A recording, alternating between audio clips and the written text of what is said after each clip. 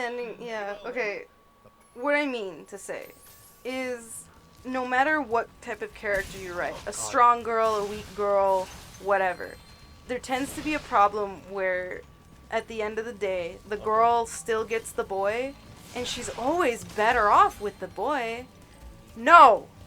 No. We need more authors, male, female, whatever, actually advocating for healthy relationships and working on yourself and being okay with being alone. There's so much crap. It's beneficial to a lot of people to have somebody to grow alongside, but is it time? Is it time? It is time! Oh! His girlfriend! I love it. I love it. The Tomb Raider Tara! She got thick-ass lips. The Tomb Raider Tara! I understand, thank you. I think she's actually voiced by the old Lara Croft. That's pretty good. Look at her freaking calves, dude. Like, that was made by Eidos. This is made by Insomniac. It's fine, you're allowed to reference things. That's fine, it's weird. It's like if we were... you know what? There is a modern equivalent. That's like when we were playing Death Stranding, and just for no reason...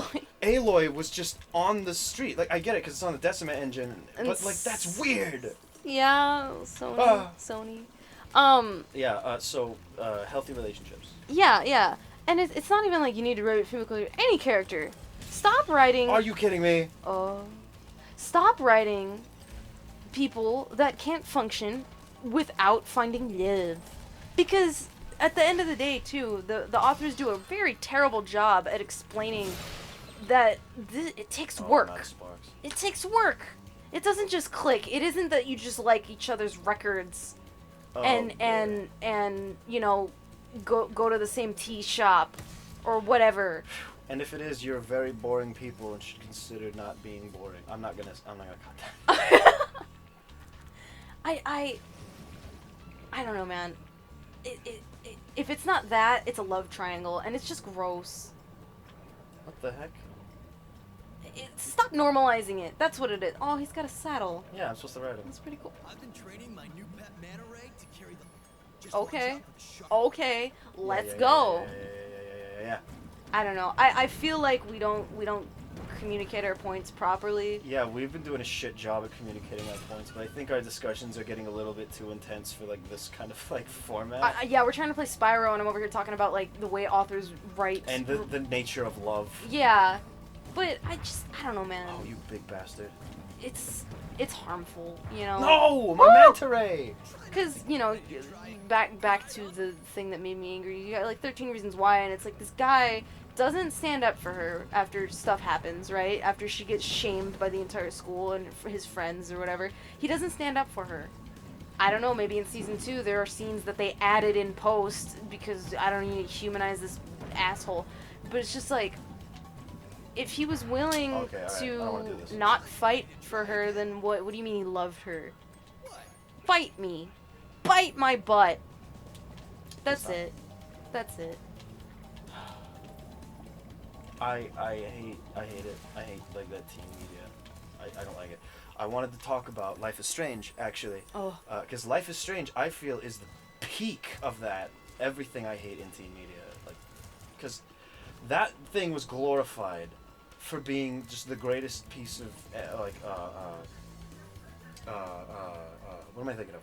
It's 4 letters. They go together. Talk about LGBT. It was a big LGBT thing, and hey. Okay.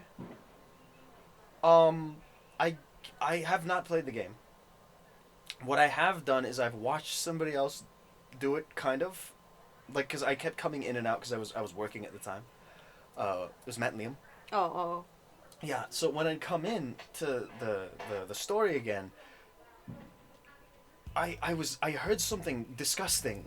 It was because I heard something horrid, and I needed to verify that what I'd heard was what was said. And spoilers. Let's go. Sort of spoilers because I don't remember exactly what it was, but one of the lines that I remember hearing was, what's her name? Purple hair. The one with the bullet and stuff. Whatever. She says something along the lines of like she's blaming somebody for something, And then the main character goes, "You can't just blame other people for whatever goes wrong in your life." And she says, "Blue hair says, well, I have to blame somebody, otherwise it's my fault. Frick that." And I say, hold on. If this character had been told at every turn that she was wrong for feeling or doing anything, I could believe that line. But she wasn't. She gets this main girl into trouble all the time and then victimizes herself. Yep. And I hear people relating to this.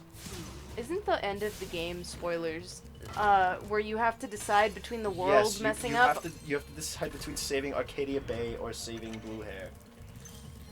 Blue hair who has proven to be an has asshole and proven only to care be about herself. A complete detriment to... God, I don't remember their names! To Chloe? To Pink's life. Chloe's the bad one. Yeah. Another daredevil adventurer has come to rob our catacombs of liberty. I love this guy. He's a good dog. He's a little dog.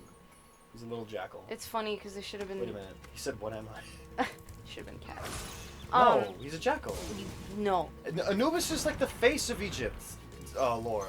Barely Lore? a jackal. It's a dog. It's a droopy dog. What am I thinking of?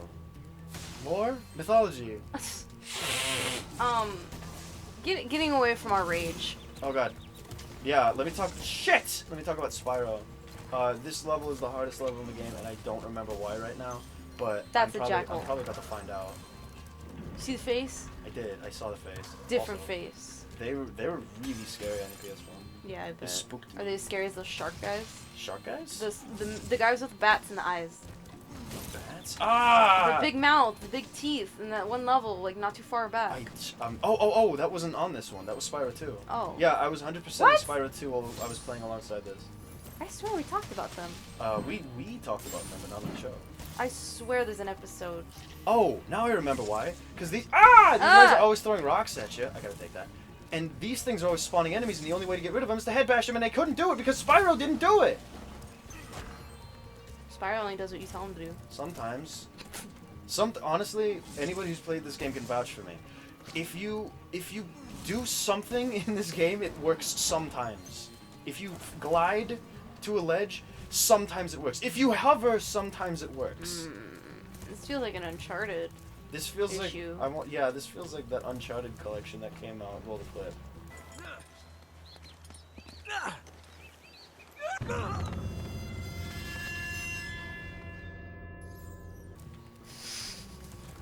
There we go. I guess I'm wrong. Let's just leave. I have a vendetta against Nathan. You rolled down those stairs. He wanted to take a nap. He did, and then he got to. Let's talk about Egypt. Let's talk about Egypt and how much we love its aesthetic. I really hate the way that sounded. It's a cool culture. It is a very cool culture, very rich, very golden. Very cool. Yeah, It's look at all just- this gold. It's extremely interesting. You know.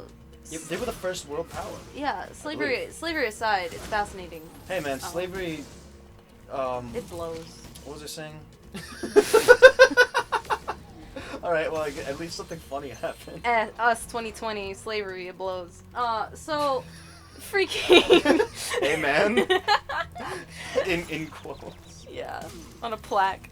Oh boy. There's a favorite piece of literature and now media that I love. It's American Gods. Anytime you remix mythology, I get happy. All right. Yeah. Actually, I'm bringing this up for no reason. It ties to Egypt. Poop. It doesn't tie to Egypt enough, so we're gonna move Poop. on.